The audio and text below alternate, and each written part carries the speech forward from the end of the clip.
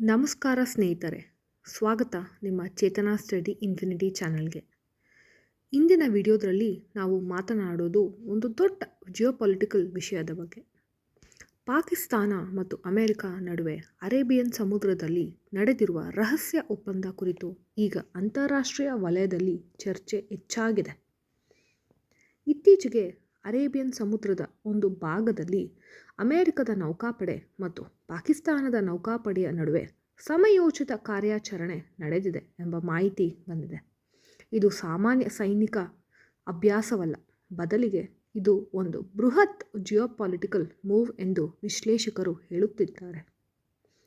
Arabian ಸಮುದ್ರದಲ್ಲಿ ಭಾರತವು ಪ್ರಾಬಲ್ಯ ಹೊಂದಿರುವಾಗ ಪಾಕಿಸ್ತಾನ ಅಮೆರಿಕ ಸಹಕಾರ ಹೊಸ ರೀತಿಯ ಸವಾಲು ಸೃಷ್ಟಿಸಬಹುದು. ಇದರ ಹಿಂದೆ ಅಮೆರಿಕದ ಉದ್ದೇಶ ಏನು? ಭಾರತದ ಪ್ರಭಾವವನ್ನು ಕಡಿಮೆ ಮಾಡೋ ಪ್ರಯತ್ನವೇ, ಅಥವಾ ಚೀನಾ ಪಾಕಿಸ್ತಾನ ಆಕ್ಸಿಸನ್ನು ಸಮತೋಲನಗೊಳಿಸುವ ರಾಜತಾಂತ್ರಿಕ ಚಲನೆಯೇ? ಕೆಲವರ ಅಭಿಪ್ರಾಯ ಪ್ರಕಾರ ಅಮೆರಿಕ ಇದೀಗ ಪಾಕಿಸ್ತಾನದೊಂದಿಗೆ ಸಮುದ್ರ ಭದ್ರತೆ ಹೆಸರಿನಲ್ಲಿ ಹೊಸ ಸಹಕಾರ ಆರಂಭಿಸಿದೆ. ಇದರಿಂದ ಅಮೆರಿಕ ಮಧ್ಯಪೂರ್ವ ಪ್ರದೇಶದ ಭದ್ರತೆಯಲ್ಲಿ ಹೆಚ್ಚಿನ ಹಿಡಿತವನ್ನು ಸಾಧಿಸಬಹುದು, ಹಾಗೆಯೇ ಚೀನಾದ ಪ್ರಭಾವವನ್ನು ನಿಯಂತ್ರಿಸಬಹುದು. ಆದರೆ ಈ ಒಪ್ಪಂದದಿಂದ ಭಾರತಕ್ಕೆ ಕೆಲವು ಆತಂಕಗಳು ಎದುರಾಗಬಹುದು. ಕಾರಣ, ಅರೇಬಿಯನ್ ಸಮುದ್ರದಲ್ಲಿ ಅಮೆರಿಕ ಪಾಕಿಸ್ತಾನ ಚಟುವಟಿಕೆಗಳು ಭಾರತೀಯ ನೌಕಾಪಡೆಯ ಕಣ್ಗಾವಲಿನಲ್ಲಿ ನಡೆಯುತ್ತಿವೆ. ಭಾರತ ಈಗ ತನ್ನ ನೌಕಾಪಡೆ ಸಾಮರ್ಥ್ಯವನ್ನು ಹೆಚ್ಚಿಸಲು ಹಲವು ಹೊಸ ಹೆಜ್ಜೆಗಳನ್ನು ಹಾಕುತ್ತಿದೆ. INS ವಿಕ್ರಾಂತ್, ಹೊಸ ಪೈಲಟ್ ಡ್ರೋನ್ಗಳು, ಸಬ್ಮರೈನ್ಗಳು, ಇವುಗಳೆಲ್ಲ ದೇಶದ ಸಮುದ್ರ ರಕ್ಷಣೆಯ ಒಂದು ಭಾಗ.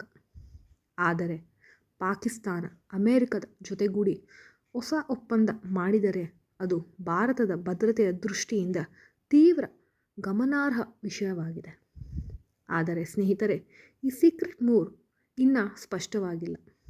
ಅಧಿಕೃತ ದೃಢೀಕರಣ ಇನ್ನೂ ಬಾರದಿದ್ದರೂ ಹಲವಾರು ಉಪಗ್ರಹ ಚಿತ್ರಗಳು ಮತ್ತು ರಕ್ಷಣಾ ತಜ್ಞರ ವರದಿಗಳು ಇದನ್ನು ದೃಢಪಡಿಸುತ್ತಿವೆ ಎಂದು ಹೇಳಲಾಗಿದೆ. ಅದಕ್ಕೆ ಜೊತೆಗೆ ಅಮೆರಿಕ ಈಗ ಪಾಕಿಸ್ತಾನಕ್ಕೆ ಹೊಸ ಟೆಕ್ನಾಲಜಿ ಸಹಾಯ ಮಾಡುತ್ತಿದೆ ಎಂಬ ವರದಿ ಕೂಡ ಇದೆ. ಹೀಗಾದರೆ ಮುಂದೇನು? ಭಾರತ ಹೇಗೆ ಪ್ರತಿಕ್ರಿಯಿಸಬೇಕು? ಒಂದು ಸಾಧ್ಯತೆ ಎಂದರೆ ಭಾರತ ತನ್ನ ಇಂಡೋ ಪೆಸಿಫಿಕ್ ಅಲಯನ್ಸನ್ನು ಬಲಪಡಿಸಬೇಕು. ಅಮೆರಿಕದ ಈ ಹೊಸ ಚಲನೆಗೆ ರಾಜತಾಂತ್ರಿಕವಾಗಿ ಪ್ರತಿಕ್ರಿಯಿಸಬೇಕು. ಇದನ್ನು ನಾವೆಲ್ಲ ಗಮನಿಸಬೇಕಾದ ಕ್ಷಣವಾಗಿದೆ. ಸ್ನೇಹಿತರೆ, ಈ ಪಾಕಿಸ್ತಾನ ಅಮೆರಿಕ ಅರೇಬಿಯನ್ ಸಮುದ್ರದ ರಹಸ್ಯ ಚಟುವಟಿಕೆ ಕುರಿತು ನಿಮಗೆ ಏನು ಅನಿಸುತ್ತದೆ? ನಿಮ್ಮ ಅಭಿಪ್ರಾಯವನ್ನು ಕೆಳಗಿನ ಕಾಮೆಂಟ್ ಸೆಕ್ಷನಲ್ಲಿ ಬರೆದು ತಿಳಿಸಿ. ಹಾಗೆ ಈ ವಿಡಿಯೋ ಇಷ್ಟವಾಗಿದ್ದರೆ ಲೈಕ್ ಮಾಡಿ, ಚಾನಲ್ಗೆ ಸಬ್ಸ್ಕ್ರೈಬ್ ಮಾಡಿ ಮತ್ತು ಬೆಲ್ ಐಕನನ್ನು ಒತ್ತಿ. ಮುಂದಿನ ವಿಡಿಯೋದಲ್ಲಿ ನಾವು ಮತ್ತೆ ಭೇಟಿಯಾಗೋಣ. ಧನ್ಯವಾದಗಳು.